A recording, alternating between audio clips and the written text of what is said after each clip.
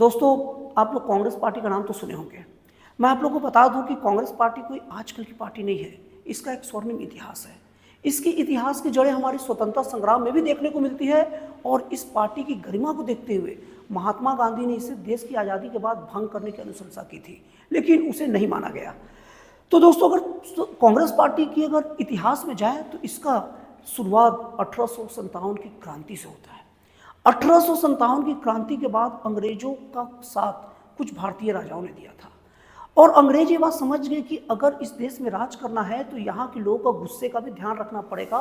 कोई ऐसी संस्था बनाई जाए जो यहाँ के गुस्से के बारे में हमें परिचय देता रहे और हमारा काम भी चलता रहे। ठीक वैसे ही जैसे हमारे घर में कुकर होता है, उसमें सेफ्टी वार रहता है ताकि ज़्यादा प्रेशर हो तो गैस बाहर निकलता रहे और ब्लास्ट से बचा सके।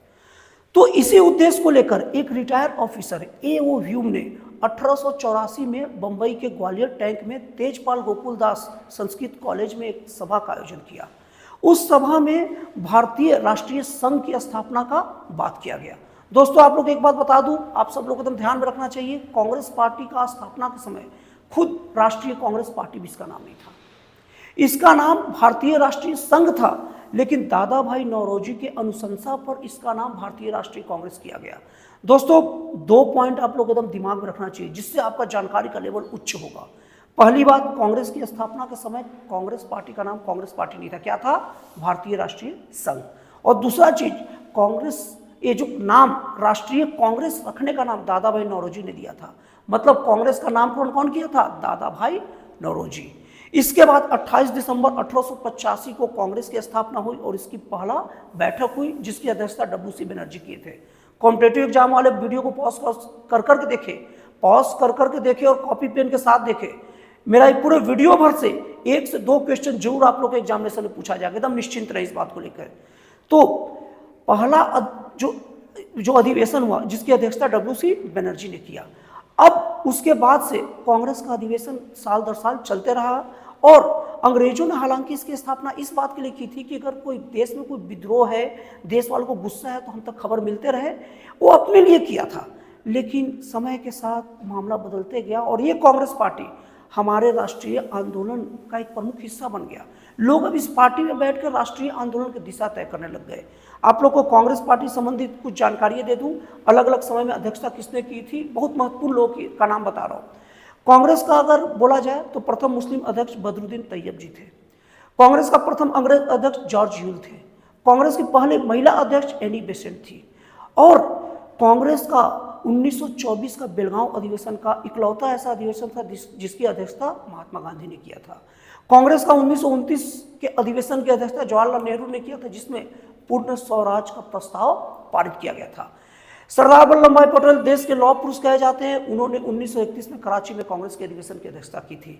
दोस्तों, कांग्रेस के अधिवेशन की अध्यक्षता का रोमांचक पल 1939 में आता है जब सुभाष चंद्र बोस ने त्रिपुरी अधिवेशन में कांग्रेस का अध्यक्ष बनने का चुनाव लड़ा और उसी वक्त गांधी जी का समर्थन वाला सीतामरैया भी चुनाव लड़े। जैसे आज कोई चुनाव होता है तो कुछ लोग इसका सपोर्ट करते हैं, कुछ लोग उसका सपोर्ट करते हैं। तो गांधी जी ने खुल के प्रस्तावित किया कि मैं इनका समर्थन करता हूं, सीतामरैया जी का आप इन्हें जिताइए। और सुभाष चंद्र बोस उनके विरोध में खड़े थे, लेकिन चुनाव में गजब हो गया, सुभाष चंद्र बोस जीत गए। अब चूंकि महात्मा गांधी का समर्थित उम्मीदवार हार गया तो गांधी जी की नाराजगी जाहिर होने लग गई। तो इस नाराजगी को देखते हुए सुभाष चंद्र बोस को 1939 में इस्तीफा देना पड़ा और उसके बाद डॉक्टर राजेंद्र प्रसाद इस अधिवेशन की अध्यक्षता किए। मतलब 1939 एक ऐसा अधिवेशन है जिसमें 2 अध्यक्ष एक साथ रहे। ये नोट करके रखिएगा, बहुत काम का चीज है। दोस्तों, अब 1947 में मैंने आपको बताया कि गांधी जी ने कांग्रेस का जो पार्टी को भंग करने की बात की थी। क्यों की थी? क्योंकि उन्हें पता था कि आज़ाद तो देश हो गया। कांग्रेस का स्थापना का मेन उद्देश्य अंग्रेजों का ये था कि जो भी भारतीय समस्या है अंग्रेजों तक पहुंचाया जाए, तो देश तो आज़ाद हो गया, तो अंग्रेजों तक पहुंचाने की तो बात नहीं थी। और दूसरा, बाद में जो हुआ कि राष्ट्रीय आंदोलन का दिशा तय करेगा, तो अब राष्ट्रीय आंदोलन की जरूरत क्या थी? देश तो आज़ाद हो गया था। तो गांधी जी को डर था कि इस पार्टी का दुरुपयोग चालू हो जाएगा, लोग जो इस पार्टी को चलाएगा वो राजनीतिक पार्टी बन जाएगी और बाद में इस पार्टी का गरिमा खंड खंड हो जाएगा, जो आज हो गया। आज कांग्रेस पार्टी का दुर्गति हो गया और कांग्रेस पार्टी पर लोग कुछ भी बोल देते हैं। लेकिन दोस्तों, आप लोगों को बता दूं, कांग्रेस पार्टी का के बारे में गलत आज़ादी के बाद से नहीं बोला जा रहा है, आज़ादी के पहले से कांग्रेस पार्टी के विरोध में बयान आते रहे हैं। सबसे पहला बयान सुन लीजिए, तत्कालीन वायसराय लॉर्ड कर्जन का बयान, कांग्रेस पार्टी क्षय रोग से मरने वाली है और मैं चाह रहा हूं कि मैं इसे मरने का बहुत सुकून से मरने के लिए इसका मदद करूं। दूसरा, बंकिम चंद्र चटर्जी ने एक बात कहा था, कांग्रेस के लोग पद के भूखे राजनीतिज्ञ हैं। तीसरा चीज, देश के महाज्ञानी महाक्रांतिकारी गरम दल के नेता बाल गंगाधर तिलक, उन्होंने कहा था कि साल में एक बार मेढक की तरह टर टर करने से कुछ नहीं होगा। हमारे पंजाब केसरी लाला लाजपत राय जी का कहना था, कांग्रेस पार्टी कुछ और नहीं, एक डफरिंग की दिमाग की उपज थी। दोस्तों एक बात और नोट कर लीजिए, कांग्रेस की स्थापना के समय देश के गवर्नर जनरल लॉर्ड डफरिन थे, इसलिए उन्होंने ये बात कहा था कि डफरिन की दिमाग की उपज है।